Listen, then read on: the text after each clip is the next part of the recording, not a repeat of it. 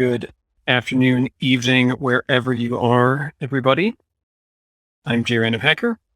I've been one of your TOs who's been running the weekly tournaments for the past 3 and a bit months. Just wanted to let you know what we're doing today. We're going to be talking about the weekly season, how it's been going. We're going to be going over our 12th and final week, which is this upcoming week, and then talking about the end of the season tournament.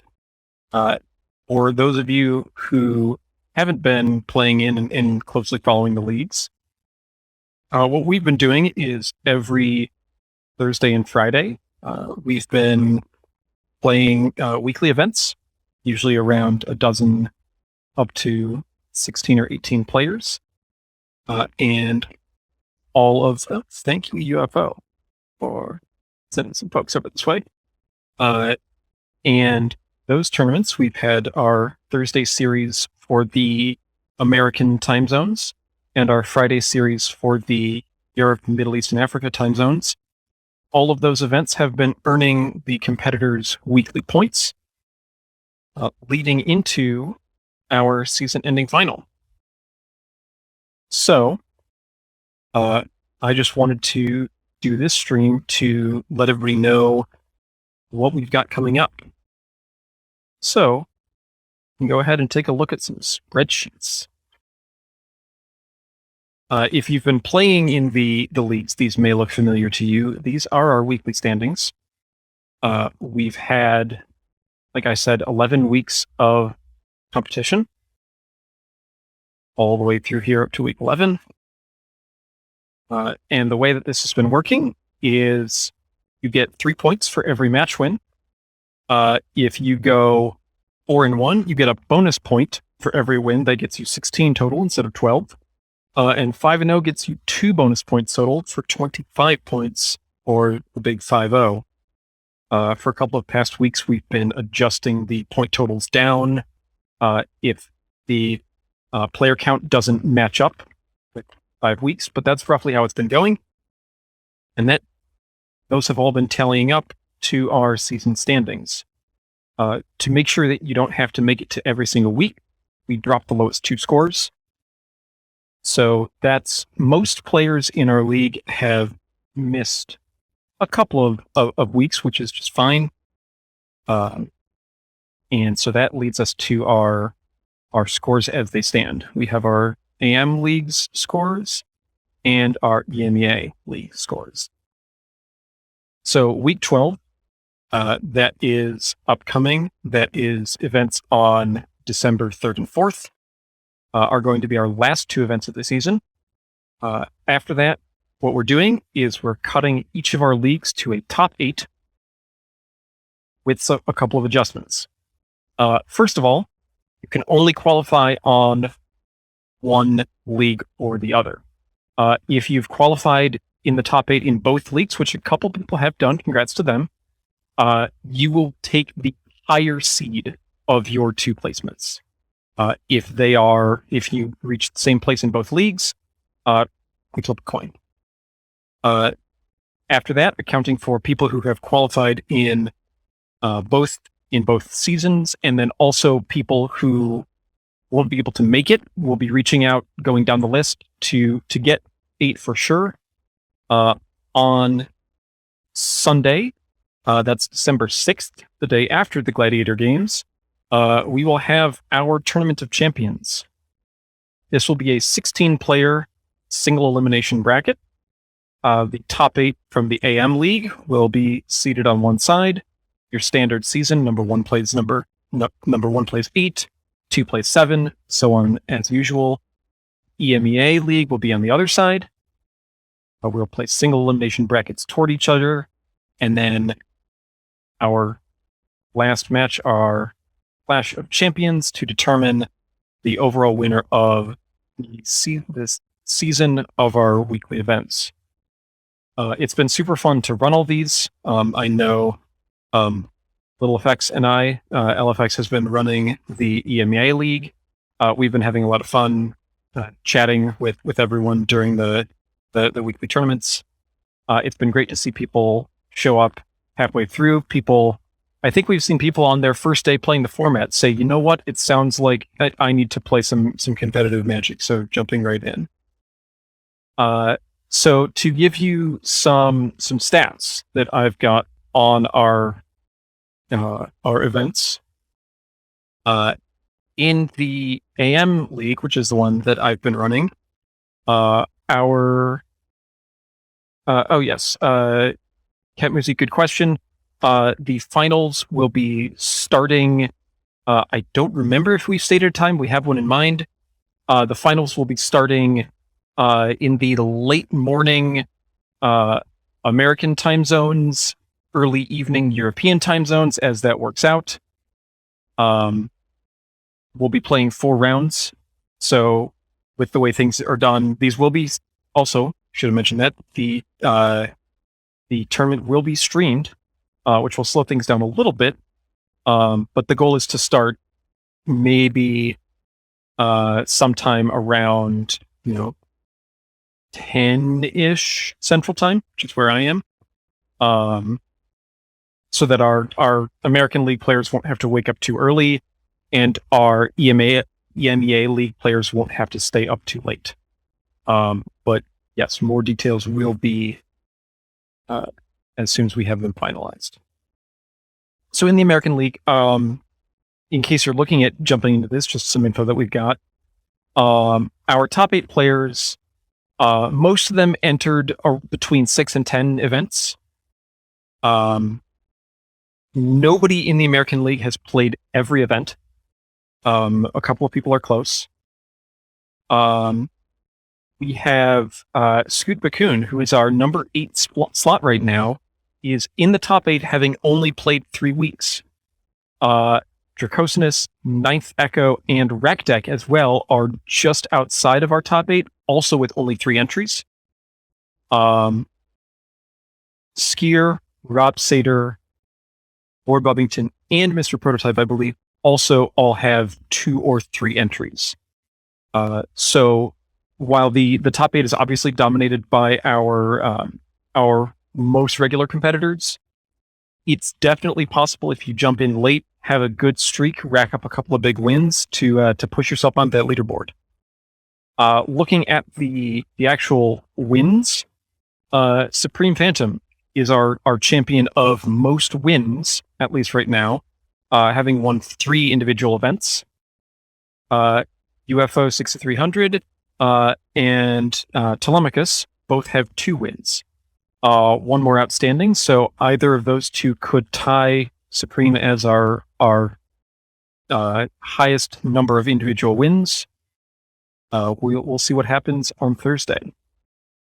On the EMEA side, top 8 very, very stacked with regulars. Most of our top 8 players played nearly every week. But again, our number 8, Dracosinus, only 4 entries, managed to shoot the way up the leaderboard and sneak in. Hopefully they can hold on to that spot with 4 weekly entries. UFO 6300 and Little Effects have played every week in EMEA. Those are our only 2 competitors across both leagues who have 11 entries thus far. We also have, I'm going to go with Robber. These names are fun to pronounce. Robber and Rekdeck sitting at 9 and 10, just outside our top 8. Only 2 weeks entry for each of those. For the number of wins overall, the EMEA League has been a little bit more distributed. Cat Musi has won 2 of our events, and Bagulitsk at number 1 has also won 2 events. And then that's 7 other people with a single win each. So, with that all set, and again, these 2 sheets are public. They're posted in the tournament announcements or tournament wrap-up posts every week. You can go take a look. Go take a look back at all the weekly results. UFO makes a good point with the top 8 it's a good number to look at, But given our duplicated qualifiers, currently UFO and Cat Moosey are qualified in both of our events, which means that one of their slots will be available in the other event. Dracosinus is also sitting right in that kind of range. So 9th and 10th also very much in play. But yes, if you want to take a look at these spreadsheets, they're posted every week. You can go and look at every week's results. Between week 6 and week 7, we switched from EtherHub to MTG Melee. Some of the data gets a little differently formatted, but all of the individual records are there for every week. So, moving on from that, we have my spreadsheet, which has less fancy lines, but more fancy colors. This is looking at the outcomes necessary for week 4. Or for week 12, sorry. So for week 12, in our American League, our top 4 slots have locked top 8. UFO, Supreme Phantom, Dragon Fodder, and Telemachus are guaranteed qualified. Telemachus sitting at 56 season points. Most of our other competitors can only match 56 points with a win or get less than 56 points with 4-1.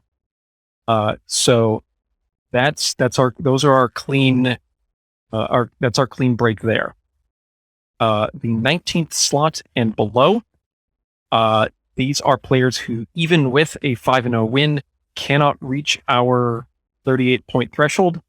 Unfortunately, they will not be able to make it into our top 8.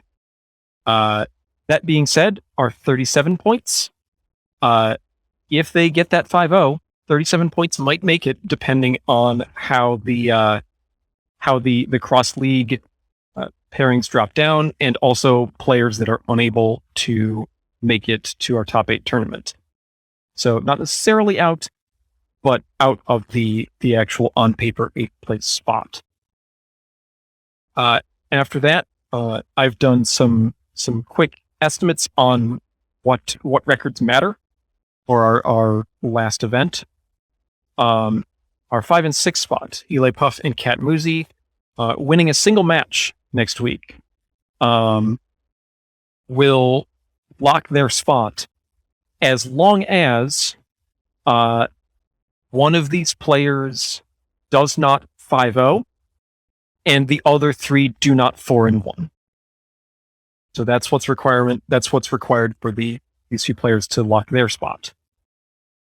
The bottom spots, everyone on 14th through 18th place needs a 5-0 perfect score. They also need the players hanging around the bottom of the standing to go 2-3 or worse. Not impossible, but it'll be an exciting run if it happens. Our 11, 12, and 13 spots. 12 is me. I am not playing in any more weekly events, and I will not be playing in the top 8 if I do somehow qualify, so that I can focus on running the event.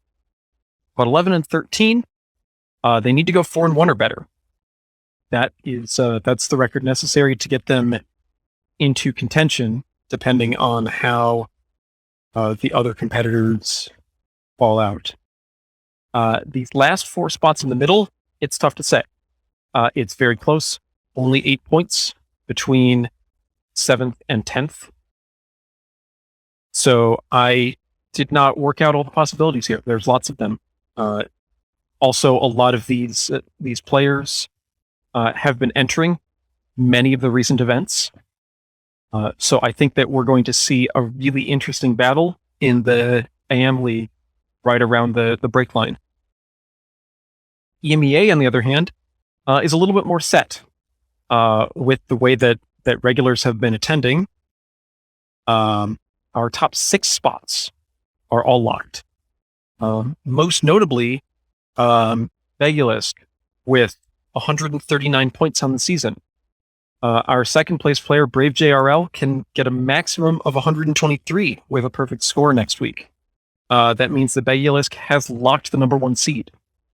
This is the only seed in the entire event that's actually locked. That reminds me, in our AM league, UFO sitting on 120. It's a narrow lead right now. It's only 8 points over Supreme Phantom. A 4-1 by UFO and a 5-0 by Supreme Phantom would give Supreme Phantom a 1-point win for the number 1 seed. Lots of other outcomes in there in particular, but those two have been dueling for that top spot. So that'll be a fun way to close the AM league as well. Back to EMEA, like I said, all the way down to number 6. These are all locked for top 8. Our 7 and 8 slots can also lock their own position without too much difficulty. LFX Radio, a single win gets them in. Dracosinus, a single win, a 1-4 record or better, will get them in, provided that Robber goes 3-2 or worse. On the other hand, 2 wins gets Dracosinus in if Robber goes 4-1 or better. So there's another duel here right around the number 8 line. We'll see where things break down, how far below that line we go. But even looking down, we've got 2 points, 2 points, 3 points, close race here. To get above the number 8 line clean, that is a question on whether or not Little Vex will be playing in the finals. I don't believe they've mentioned it to me. It's entirely possible that they said they wouldn't be in the top 8. They'll also be helping me run the event, so that's likely. If so, that's another slot open there. Our other slots for EMEA, again, our bottom 3 here, they need that 5-0 to put themselves in contention. Ninth Echo, a 5-0 puts them at 49 points, which gives them a pretty reasonable shot, even depending on how the other players break. Scravenlow and EMG, 5-0 only gets them to 43. They're also going to need some help from the opponents of the 9th through 11th place players. On the other hand, those 9th through 11th place players, they get in on a 4-1, at least assuming that other things break in a pretty reasonable fashion. It does need Dracosinus. It gets to an exact 43-point tie on Dracosinus, and I actually haven't done the tiebreak on this. We need to redo our tiebreaks when we switched over to Melee. They're a little complicated over 12 weeks. But yeah, that's EMEA. That's going to be another close race. We've got a decent number of people right around that line. So those are our 2 leagues that we've got. If you want to tune in and see how everything breaks out, our final 2 events, they will be running on December 3rd. That's Thursday in the evening, America's time. And then Friday, December 4th, our EMEA League will be running in the evening in Europe. Those will be communicated in the tournament channels. You can follow along the text reports. We will not have video coverage of our final 2 weekly events quite yet. We might. That remains to be seen. No promises. Then it's going to be a full weekend of Magic. We roll right from the Friday the 4th, the EMEA Week 12, Saturday the 5th, Gladiator Games Zendikar Rising. I know everybody's excited for this. We've already passed our original tournament cap of 128. There will be stream coverage for the Gladiator Games. And then rolling right from that into Sunday, into our top 16 final.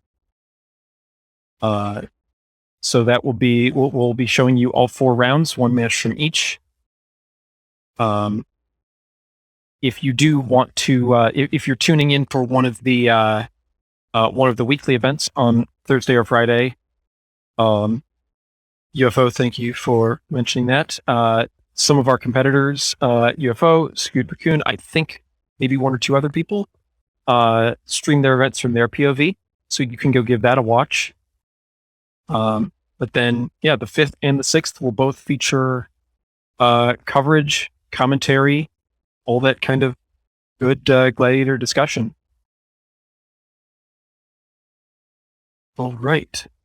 With that, that is everything that I have on my list of stuff to chat about. But I know we've got a decent crowd in our chat right now. If anybody's got questions, comments, etc., all that good stuff about our weekly scene, questions on what the championship is going to be like, looking at ahead to next season. We don't have dates on next season yet. We might be taking a week off to get everything all settled out. But we're definitely going to be keeping our weekly Magic rolling. It's been a lot of fun to have the regular crew and also people joining in, play some good competitive Magic with not quite as high stakes as that one shot weekly event.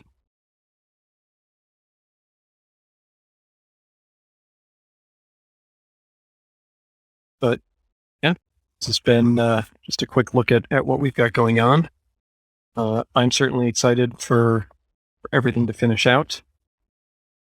I'll probably be posting a short text write-up and links to these tournament spreadsheets so that people can go take a look. But other than that, I think we've just about wrapped everything up. In the final tournament, will there be a head judge of sorts? Are you talking about for keeping the play on pace and making sure that that the event runs smoothly? The TO crew, that's me, Little Effects, and Wheeler. We will be handling that as part of broadcasting. If you're talking about enforcement of kind of game actions, hopefully Arena does that for us. You know, obviously we've I know during the last Gladiator games we had 1 or 2 issues sent to us where Arena wasn't quite behaving properly.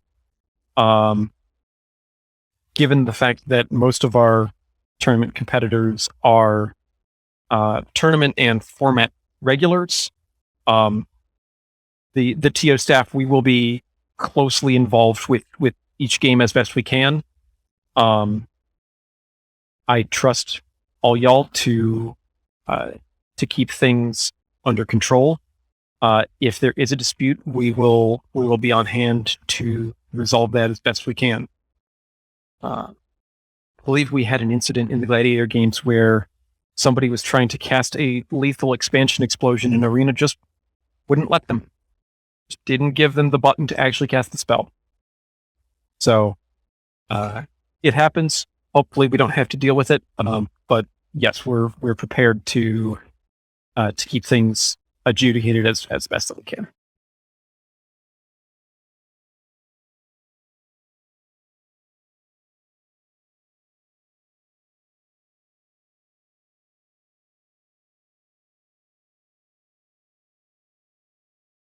All right. We're coming up on the half-hour mark here, which is a nice, clean number to cut it off at. So I'm going to go ahead and wrap everything up here. Thank y'all for tuning in, listening to me talk about tournaments. I like talking about tournaments. And I will see you next week in the arena for some competition. So long now.